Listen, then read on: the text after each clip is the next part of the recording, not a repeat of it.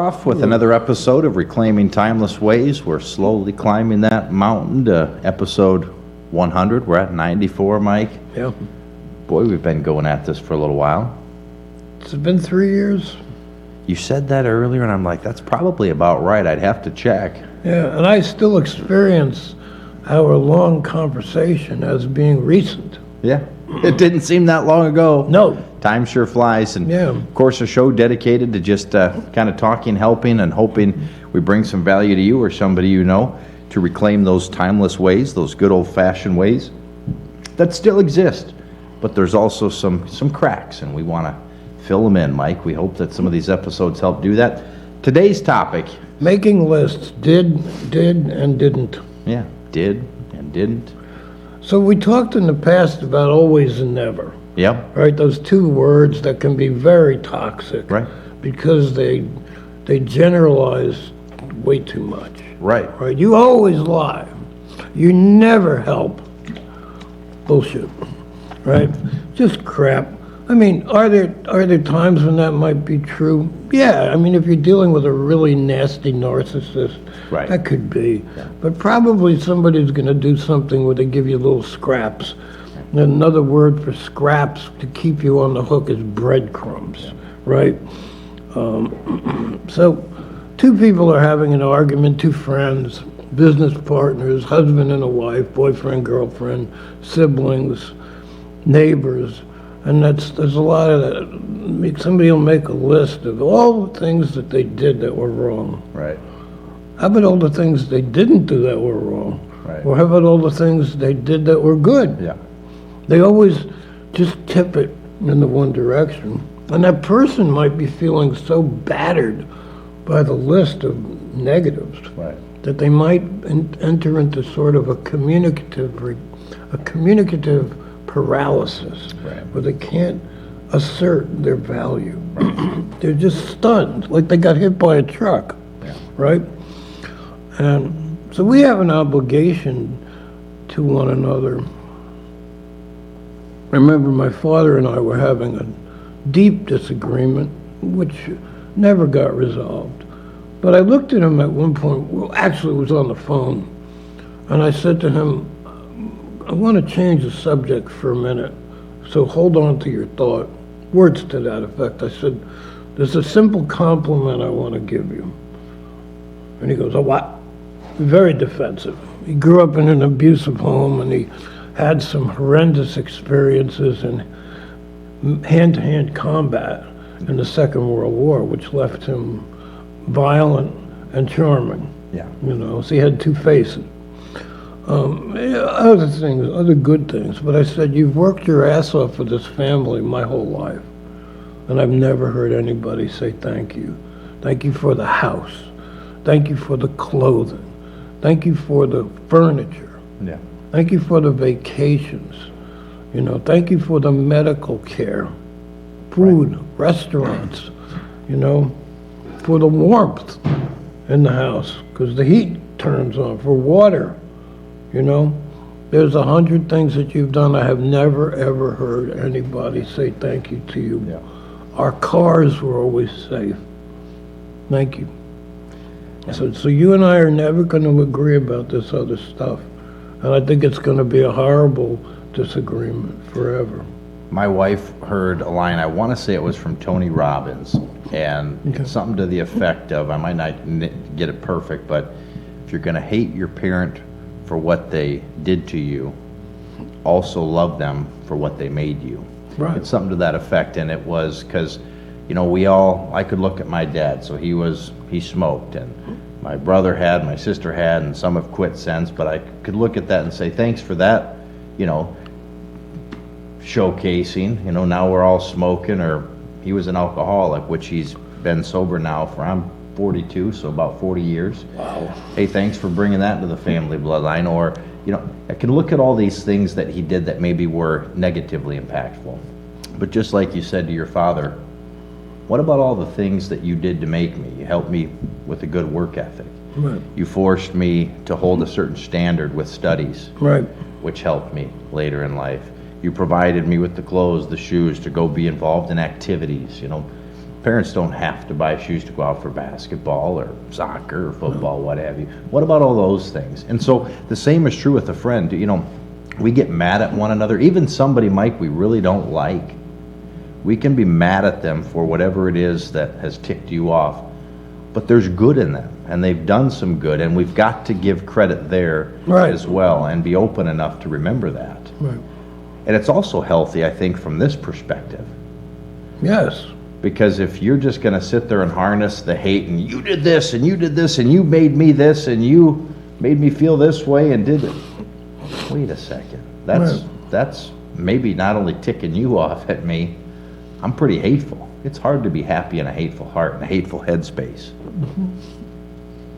Just an interesting perspective. That line always resonated with her. She had some anxieties, and some of that was probably from some childhood things. And you can look back and say, you know, this was created because my environment. But what about all the good? And she's an incredible lady, my wife. It really is. And where do you give credit to that? Same people. So now, I'm going to take that and take a little turn with it. Okay? How do we talk to ourselves with these lists? Yeah. Do I didn't myself half into the grave? And Mike, I think that's a great turn, because you know who can be most destructive to yourself or to a person? Yourself. Absolutely. You get locked up in here, it could be debilitating. I think you said you could freeze yourself. So, I had a guy, and then I'm going to let you finish it because you're going to like this. Please. He was a car dealership. okay. He managed a car dealership. And that's not an easy industry necessarily, and pretty cutthroat and pretty Complicated. intense. Right. And he told me, and I like this, I've never done it. In fact, maybe this will be one of my 2025 things. Maybe you'll start, maybe you do this. He said, every day I make a 1 to 5, I rate, or excuse me, 1 to 10, I rate my day, on 10 being a great day, 1 being a not so great day, and I have a couple bullet points as to why, good or bad. Okay. Because what do we usually remember? The bad stuff, the Yeah. negative stuff, the stuff I that ticks us screwed off. that up, right. And then at the end of the week, he said he'd look back over it, and he'd have a 3, and then he'd have a 7, 9, 5, 6. What a son of a bitchin' week this was. God dang, you're all beat up and mad, and it was stressed, and maybe you didn't hit goal, maybe you did, I don't know what it Right, was. right. But you go back through that book and say, you know what, I had a pretty good week, and here's why. And he would recap to himself Right. the good of that week, because what do we maybe stick on? He might have stuck on that 2 day, that 3 Right. day. But wait a second, when you average out the 5 or 6 days, guess what? You had a 6.5, maybe 7, maybe 8. But you remembered that 2 day. Yeah. And so he did that to kind of keep himself in check, which is kind of what I think you're going to go down that path with us on is, you know, it was a tough job. He knew he was getting beat up. That reinforced, you know what? Not a bad week. Good job. When Mickey Mantle played baseball, which he did for 18 years, he played half crippled. Right. Some people think that he was the fastest runner that ever played from home to first base. I don't remember, it was like 3 seconds or something crazy. And one of the strongest hitters that ever lived, he hit, crippled, he hit 536 home runs. And his legs were all but destroyed. And they didn't have the therapeutic tools that they have now to rebuild joints. So he played in incredible pain. His lifetime batting average was a 298. Okay. He always wanted a 300, right?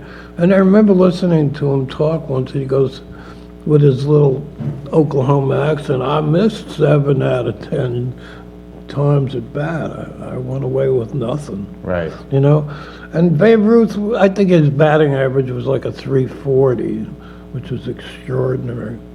So they were each in that, let's say, top 20 Right. players. Conversation, yeah. Right. Like, you don't say their names and people don't have some inkling of who they are. Right. Right. And so 70% of the time, They basically. failed. Right.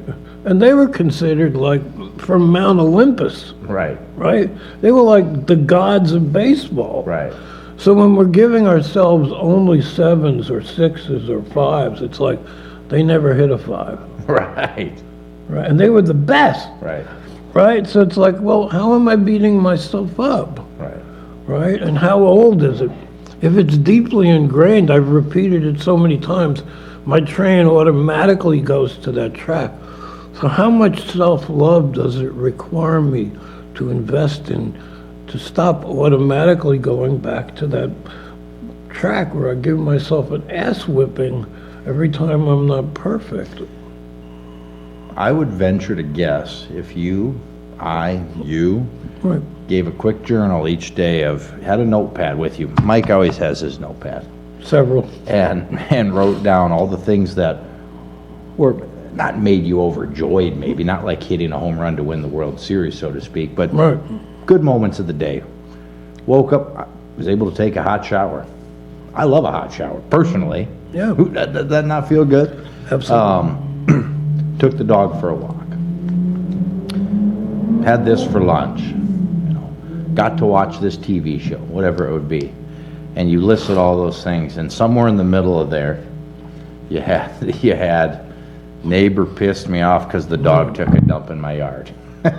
Or whatever it is that ticked you off and torqued You you can just get right. stuck on that. And when you go back and read over it, I'd almost guarantee most of our lists would have way more good things, positive things, things that were happy moments, positive moments in the day than those negatives. But do we allow ourselves to remember that and Yeah. think of that and focus on that? Absolutely. And that can be destructive, incredibly. Do's and don'ts, did and didn'ts. Yeah. I like it. Hope you learned something from that today. And that's a wrap on this episode of Reclaiming Timeless Ways. Is it, Mike? You look. I can't tell if there's still something cranking in that wheel up there. If that gerbil's Every running. 3 or 4 of our episodes, Simon takes complete control of the airplane, and that one was yours. Thank you. You see that ball of fire over there? Yeah. That's the plane in the cornfield. Tried to land it, just nose first. Thanks for joining us for another episode of Reclaiming Timeless Ways. We wish you a great day.